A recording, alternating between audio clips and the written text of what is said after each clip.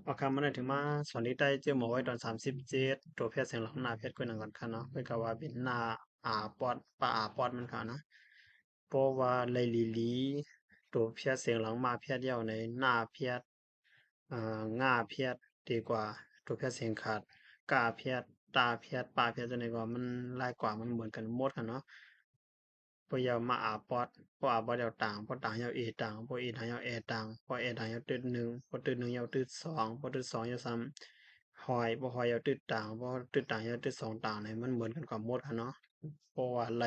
ตัวแพทย์เสียงหลังมาเพี้ยนนั้นดีๆก็มันกว่าง่ายหมดแล้วค่ะเนาะอันนี้ก็มาเพียวขึ้นตัวแพทย์เสียงหลังหน้าเพียดก็อาปอดหน้าเพียด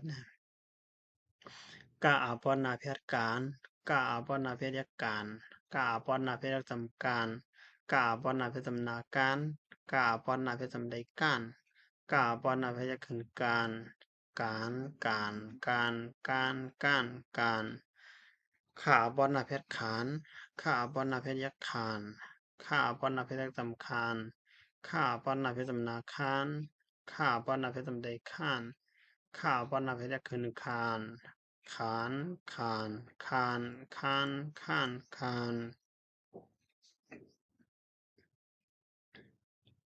งาบอนนาเพชรงานงาบอนนาเพชรแยกงานงาบอนนาเพชรจำงานงาบอนนาเพชรจำนางงานงาบอนนาเพชรจำได้งานงาบอนนาเพชรจะขึ้นงานงานงานงานงานงานงานพยากรณ์คำลงมาดูถึงว่าเขาเนาะว่าบอนนาเพชรหวานว่าบอนนาเพชรยักษ์หวานว่าบอนนาเพชรจำหวานว่าบอนนาเพชรจำนาหวานว่าบอนนาเพชรจำได้หวาน ว่าวันนาเพจะขึ้นหวานหวานหวานหวานหวานหวานหวานบอนนาเพชรอ่านบอนนาเพชรยักอ่านบอนนาเพชรยักทำอ่านบอนนาเพชรจำนาอ่านบอนนาเพชรจำได้อ่านบอนนาเพชรยักขึ้นอ่าน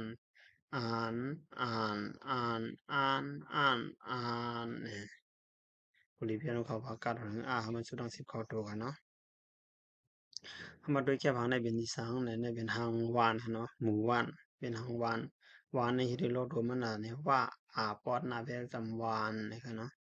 เอาครับบอยอนก็ขึ้นมาดูด้วยตอนพึ่งรู้มันซ้อมกันกาเสือยักษ์จำกาถ้าดังการเกณฑ์ยักษ์จำตีกาตีนาด้วยสองดังว่าเพี้ยนเหนือกาตีเหนือตาปอดนาเพจำนาจานกาตีเหนือจาน มาหลังขันเกียนจำนามีว่าไก่ขึ้นจำได้ไว้มีไว้การที่สองยาเพชรโกยมีไว้โกยทาป้อนนาเพชรยักษ์ฐานมีไว้โกยฐานป่าป้อนนาเพชรยักษ์จำปานมากางกิ้งเหมอปานเหมอมาไก่ขึ้นจำได้ไหมปานเหมอไม่ซาป้อนนาเพชรยักษ์จำซานปานเหมอไม่ซาน กากว่าเสือยักษ์กว่าปอดนาเพชรยักษ์อ่านกว่าอ่านท่าที่สองยาเพชรจำนาด้วย กว่าอ่านด้วยเอเซล่ายักษ์จำแลกว่าอ่านด้วยแลสัตว์ที่สองสูยาเสือยักษ์ยาสูยาเอเซฟ้าเปข้าปนาเพชรจำได้ข้านสูยาเปข้านกะตีเหนือจานมีไว้โกยฐาน ปานไหมไม่ซันกว่าอ่านด้วยแลสูอย่าไปข้านเอาค่ะนั่นเป็นตอนเพิ่งรู้ตอนดากาปนาแพทย์ค่ะเนาะ